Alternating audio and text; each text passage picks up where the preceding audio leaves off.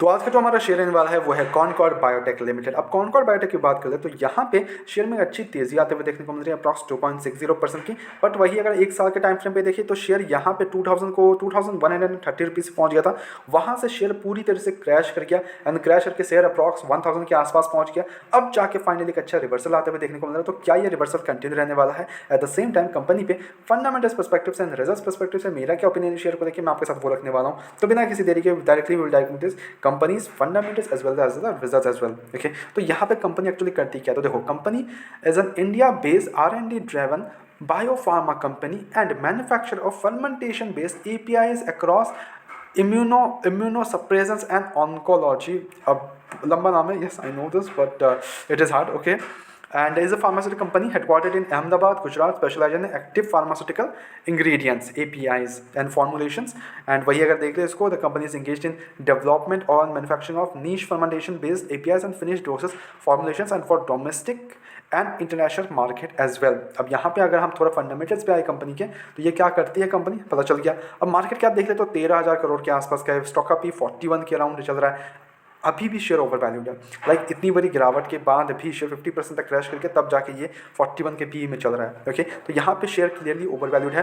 But डेप्ट का कोई issue नहीं है शेयर में, ये बहुत बढ़िया बात है। कंपनी में डेप्ट का जो इशू है वो ओनली 1 करोड़ का डेप्ट है, विच मेक्स डेप्ट equity to zero, because company के पास 1815 करोड़ के रिजर्व्स पड़े हुए हैं। बहुत ही शानदार, बहुत ही शानदार। यहाँ पे ऑपरेटिंग मार्जिन कंपनी का अप्रॉक्स 38% का है। प्रॉफिट ग्रोथ नेगेटिव है। PEG ratio is overvalued अभी भी है। कंपनी की अगर पेट्रोल स्कोर बात करें तो 5 के राउंड है, मिडियोकर है, बाइंग भी नहीं है और सेलिंग भी नहीं है, सभी मिड में बैठा हुआ है।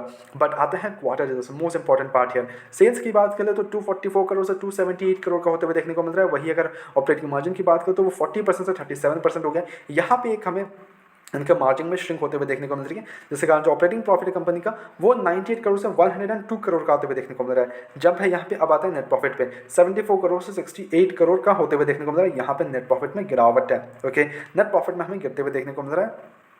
क्यों? क्योंकि कंपनी का जो डिप्रेशन है वो इस बार 13 करोड़ से 19 करोड़ का होते हुए देखने को मिल रहा है। इसके कारण नेट प्रॉफिट में गिरावट आई है। But at the same time earning per share भी कंपनी का गिरा है 7.0 से 6.48। अब इसके कारण हमें क्या इंपैक्ट देखने को मिलेगा? ऑब्वियसली इनके रिजल्ट्स पे अर्निंग पर शेयर का इंपैक्ट हमें इसके पीज वगैरह पे देखने को मिलेंगे, because obviously you know P कैसे क्या कैलकुलेट होता है, तो उस हिसाब से पीज वगैरह में थोड़ा सा हमें बढ़ोतरी देखने को मिलेगी इसके रिजल्ट्स बेसिस पे। अब इनका जो नेक्स्ट क्वार्टर के रिजल्ट्स है वो बहुत इंपॉर्टेंट रहने वाला है, बिकॉज पिछले ईयर इनका नेट प्रॉफिट 142 करोड़ का था।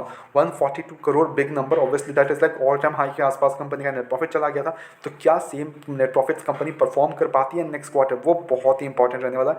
बिकॉज अगर हमें किसी भी रीजन से ईयर ऑन ईयर बेसिस पे रिजल्ट्स अच्छे नहीं होते हैं तो हमें कंपनी पे फिर भी झटका लगने को मिल सकता है, झटका देखने को मिल सकता है। ओके, तो उसके लिए अवेयर रहो। इन्वेस्टर्स की बात कर ले तो यहाँ पे 44% की जो होल्डिंग है वो प्रमोटर्स के पास है, 7.58% की होल्डिंग एफआईएस के पास है, 9.58 टीआईएस के पास है एंड पब्लिक के पास यहाँ पे 38% की होल्डिंग्स देखने को मिलती है। तो यहाँ पे एफआईएस और टीआईएस के पास एक अच्छा स्टेक है, not at all a doubt. But at the same time company ने यहाँ पे थोड़ा बहुत बीच में प्रॉफिट बुकिंग, कैन खरीदारी, देन अगेन प्रॉफिट बुकिंग, ये करते हुए देखने को मिल रहा है FIIs as well as DIIs as well. ठीक है, तो यहाँ पे ये चीज़ अवेयर हो कि ये दोनों भी अपना माल खरीदते हैं, देन अगेन प्रॉफिट बुकिंग करते हैं, देन अगेन खरीदते हैं, देन प्रॉफिट बुकिंग करते हैं। ये सीन चल रहा है एफआईएस और डीआईएस के बीच में।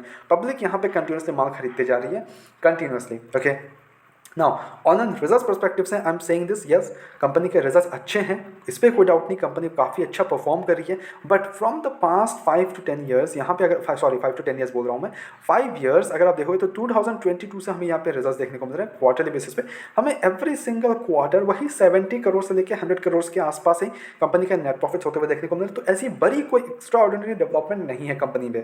ओके, ऐसा नहीं हुआ है कि कंपनी के आज 70 करोड़ से then again 100 crore in the future हमें देखने को मिल रहा है, तो ऐसा कुछ हुआ नहीं है। वो एक मिसिंग पॉइंट लग रही है मेरे को यहाँ पे। तो अगर आप एग्री करते हो प्लीज कमेंट कर देना। ओके, एग्री कमेंट कर दो। ओके, बिकॉज यहाँ पे रिजल्ट्स में थोड़े से मेरे को एक ही लेवल्स पे रिजल्ट्स आते हुए देखने को मिल रहा है। ठीक है, तो ये मेरे को एक ग्रोथ पर्सपेक्टिव से नहीं लगता कि कंपनी ग्रोथ कर रही है, बिकॉज कंपनी की अगर ग्रोथ कर रही होती कंपनी के रिजल्ट पिछले जो 5 क्वार्टर जो 2022 में रिजल्ट थे सेम कैसे हो सकते हैं? ऑब्वियसली इट विल इंक्रीज, अगर परफॉर्म नहीं कर पा रही then it will decrease, but company generating same revenue, इसमें कोई खराबी नहीं है, बट वो ग्रोथ मेरे को अभी मिसिंग दिख रही है। ओके, तो ये पहली पॉइंट होगी। Eight the same time company पर डेप्ट वगैरह इशू नहीं है, ये अच्छी पॉइंट है कंपनी पर। एंड ऐसा नहीं भी कंपनी के मार्केट क्या बहुत ही कोई extra ordinary, not at all, छोटी कंपनी है, 13,000 करोड़ का मार्केट कैप तो ये बड़ी बन सकती है ऑब्वियसली। तो हम इस लेवल्स पे इशूज़ कोई भी नहीं है, आराम से बैठो, कोई इशूज़ नहीं है, ठीक है, अभी के लिए। बट यहाँ पे keep on track on the results, keep on track on the debts and all. यहाँ पे छोटी कंपनीज पे ये बहुत इंपॉर्टेंट है कि आप रिजल्ट्स वगैरह ट्रैक करते रहो। ओके, कंपनी ऑब्वियसली अपने ऊपरी लेवल से काफ़ी ज़्यादा करेक्टेड कंपनी है, तो यहाँ पे इस लेवल्स पे 1000 के आसपास यहाँ पे आप बैठ सकते हो। ओके, बट यहाँ पे एक दिन की तेज़ी में हम किसी को कंफर्म नहीं कर सकते, एक दिन की तेज़ी में कि हाँ हर रोज़ अब तेज़ी होगा, ऐसा नहीं होने वाला। हमें 1-2 दिन और चाहिए होगा कि इसको हम तेज़ी में कंफर्म कर पाए कि हाँ कंपनी अब तेज़ी ले रही है धीरे धीरे। यहाँ पे कंपनी पे अप्स एंड डाउन्स होंगे, तब जाके हमें कंफर्मेशन आएगी कि या company is on right track, हमें ups and down upward movement दिखाने के लिए रेडी है कंपनी अभी। बट आपका एक long term perspective and you have potential कि आपको पेशेंस है, ओके, एंड आपको कंपनी में पोटेंशियल दिख रहा है, तो आप इस लेवल से बैठोगे, आप बैठो, बट आपका जो पर्सपेक्टिव होना चाहिए लॉन्ग टर्म होना चाहिए। अगर आप ऑलरेडी इन्वेस्टेड हो शेयर में, आपने ऊपरी लेवल पे कहीं पे खरीद के रखा है, तो you can average out some time. Okay, यहाँ पे 1000 के आसपास एवरेज आउट कर लेना चाहिए था आपको अप्रॉक्सिमेटली, तो वहाँ पे आप एवरेज आउट कर सकते हो, अपना 25% डिप्लॉय कर सकते हो, देन वहाँ से गिरावट आते हैं 25%, ऐसे करके अपना डिप्लॉयमेंट कर सकते हो। बट यहाँ हमारी तरफ से कोई भी बाइंग कंडीशन बिल्कुल भी नहीं है, ओनली सजेशन है, तो please take it as a suggestion. अपने एजुकेशन पर्पस के तौर पर वीडियो को देखो, go ahead do own research as well and then make investment. Blindly किसी विश्वास में इन्वेस्टमेंट्स ना करें। ऐसे रेगुलर अपडेट्स के लिए चैनल को सब्सक्राइब करो, वीडियो को लाइक करो। मिलते हैं नेक्स्ट वीडियोस में।